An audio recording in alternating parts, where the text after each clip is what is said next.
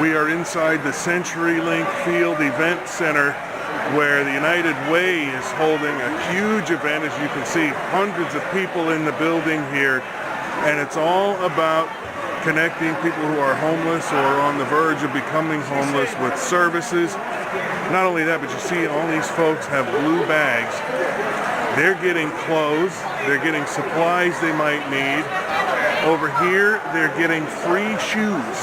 So if they have a beat up pair of shoes or no shoes at all, or if they need another pair, they'll get those there. And they have men's and women's, all kinds of sizes here. In addition to all of that stuff, there are connections to mental health services and other services for homeless folks, veteran services here. And there are a slew of employers here, not only ready to give these folks materials for possibly finding a job, but some are actually conducting interviews as we speak. And so there might be people walking out of here today with a good prospect for a job. The other thing I think is pretty cool, there's a booth that AT&T has put on, and they're letting people call family members or friends that they just haven't talked to in years and reconnect with them. And I think that's a huge deal, because sometimes those lost connections, when people end up living on the street, being reconnected could make a huge difference to their progress. There's some speakers going to be speaking. There's a panel happening upstairs from here, including King County Executive Dow Constantine, members of the United Way, Mariners Organization, Microsoft, Starbucks, and others, about the parts that they're doing to help these folks and to bring these communities together so that they can work to end homelessness. And we'll hear from them in a moment. And I would be remiss if I leave this out. In addition to health and hygiene services, there are even volunteers here from Great Clips doing haircuts. One of the things that you'll notice, people who are living on the street, is they don't get to get their hair taken care of very often. And so that is happening here today as well.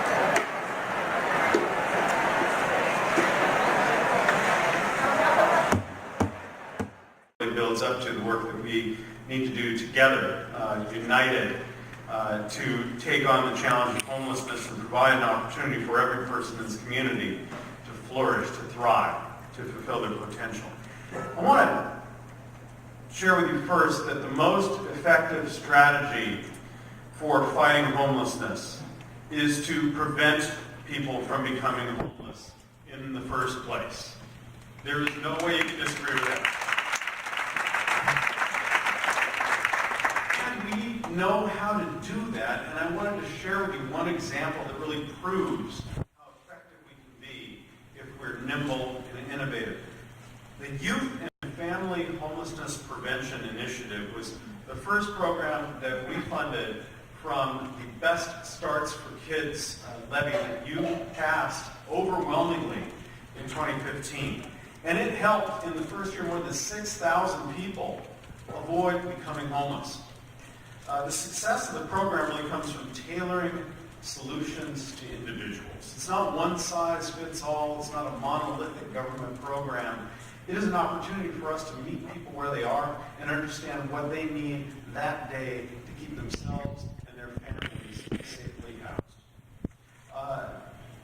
It started with grant awards, $4.1 million in the first year to 25 community-based organizations. Organizations like Atlantic Street Center and Friends of Youth and Wellspring Family Services, and a whole bunch you may never have heard of because they're small, and they were selected because they are deeply trusted in very specific communities that have often been excluded and left behind.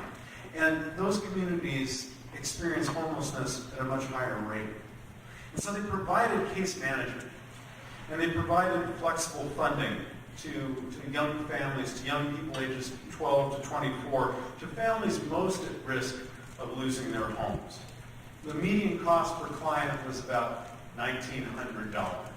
That's maybe 5 to 10 times less than it costs to help somebody who's fallen into homelessness get back up into self-sufficiency.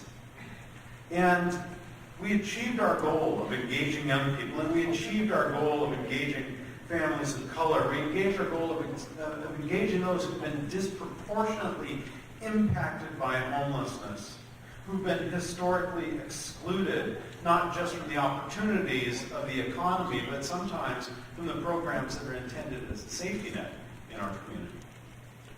Let me just explain to you how this worked.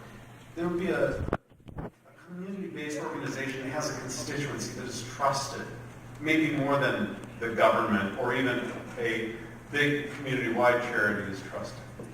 And we would give them some funding, and then their caseworkers could engage with the people with whom they already had relationships, leverage those relationships to say, what's going on here? Are you struggling to stay housed? What's it going to take? And sometimes it's just catching up on the rent, or getting that deposit for a new apartment, or the funding to help you get that commercial driver's license. And a lot of times, it wasn't even that. It didn't require money at all. In 1 of 5 cases, no direct funding was needed, but rather you needed somebody to help you negotiate with a landlord, or find a more affordable place to live, or get connected to a job, or maybe the training for a better job so you can keep your kids housed. Well, 2 years has gone by, and more than 90% of our clients who we helped stay securely housed are still securely housed and succeeding.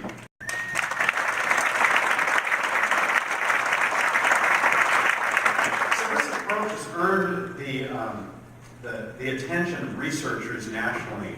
MIT, Notre Dame have come to study what we did here and whether it can be replicated and taken to scale elsewhere. It's been a bright spot as our county and our region struggles with the challenge of homelessness. Homelessness is not a monolithic problem. It is not one thing. Yes, the shortage of affordable housing is common throughout it, but people come into homelessness for a whole raft of reasons, and people need help in different aspects of their lives to get out of homelessness and get back to self-sufficiency. It is a challenge that we have to take on the way it occurs. One child, one person, one family at a time.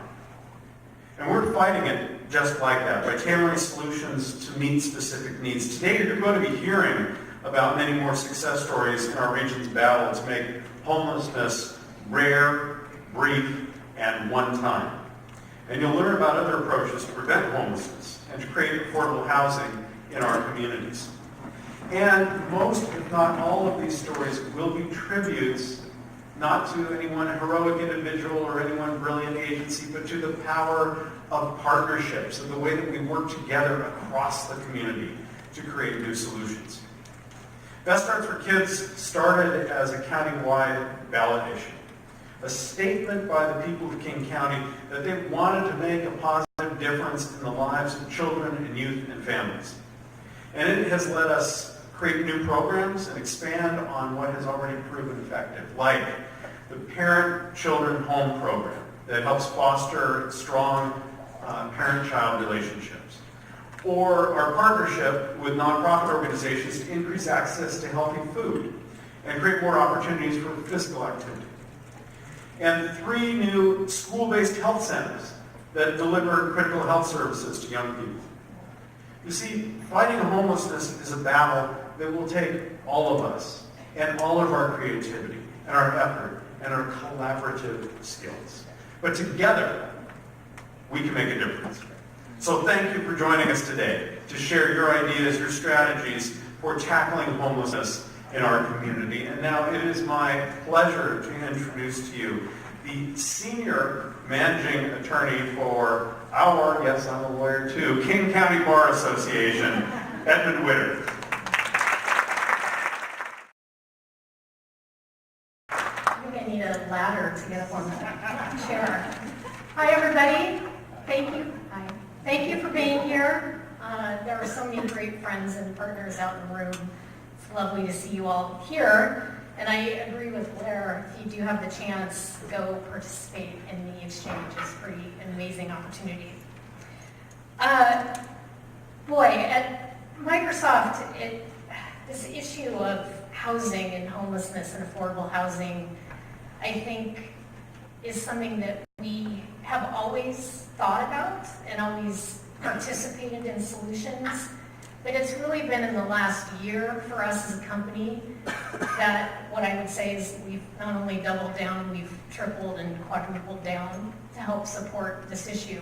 For us as a company and for our employees who have seen unbelievable support for so many years from our home state. We're so proud of our home state, our home region. And the success of this region is the reason, many aspects of the reasons why the company has been so successful. We know that, and we feel great gratitude towards our community for helping us do that. With that comes a responsibility to help ensure that other folks in our community can participate in the incredible economic opportunities that have now been created in this region. We feel that from the very top of the company, our CEO, our board of directors, and all the way down to our employees who are often the loudest about it. So a number of things were happening. We heard about the King County work and the mayor's work. We heard about the really great, hard work that the city and the county have been doing to really collaborate together to help address root issues of homelessness from a more, what I would say, a systems of systems perspective. And again, we've been hearing so much in our community and reading so much about housing and pricing and people not being able to participate, and teachers not being able to live in the communities in which they teach, or firefighters not being able to live in the communities where they serve. And all of these things, just this echo and this chorus kept coming. That led us, under the direction of our president, Brad Smith, who's a huge champion of United Way, to really think about what could we as a company do? How could we really think about this in a different way?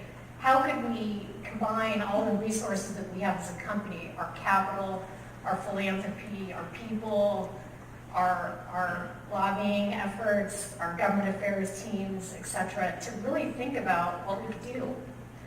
Perhaps one of the greatest assets we have is this data science team to help us really dive into the data and what is it telling us?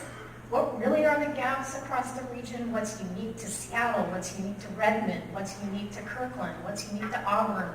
And really looking from a data angle as to what are the opportunities with housing. Well, what we know is what you all know, is that we have gaps in housing across the spectrum, from the very, very, very low income all the way through what we would call middle income, so people who are making 120% of our area median income. We have monumental gaps across all of those places. And with all this great services work that's happening across the community and people really coming together with great, unique, creative strategies, we also need to address housing, and that's a part of it as well. So that's the focus of what Microsoft announced about almost 2 months ago, it was like 4 years ago, a $500 million commitment to what we're calling housing affordability across the region. I think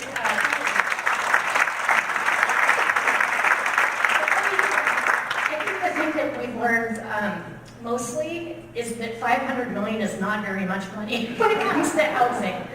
And so that has added extra responsibility and accountability to our work of like, oh my gosh, we have to make sure every single dollar really works hard. The components of this project are across the spectrum. There are $250 million of investment capital to low-income housing. One of the areas that we're hearing a lot about is the bigger gap between 0 to 30% AMI. There's a lot of work happening at 30 to 60% AMI. So that's a gap that we've learned a lot about and thinking a lot about. We also have dedicated $225 million to what we're calling middle income housing. This is, a lot of people refer to it as workforce housing, teachers, firefighters, the people who make our communities work.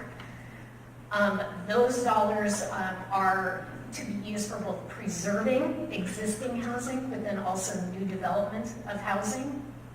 And then the last component, which is important for this organization, is a $25 million philanthropic commitment to really looking at more the homelessness side of it, and that could be housing, that could be services, that could be a variety of things. The thing that we are committed to is working directly with the city and the county, and really trying to make sure our investments are aligning to really what those needs are, and to try to help fuel the great work that's happening there. Fred already mentioned that we did, make one firm commitment, and that was $5 million to this incredible, I keep going over there, Fred's over there, this incredible program called Home Base, which, like exactly what you just said, is that, the most important thing to do around homelessness is keep people housed. And so we're really excited about that work and really excited to be a participant. So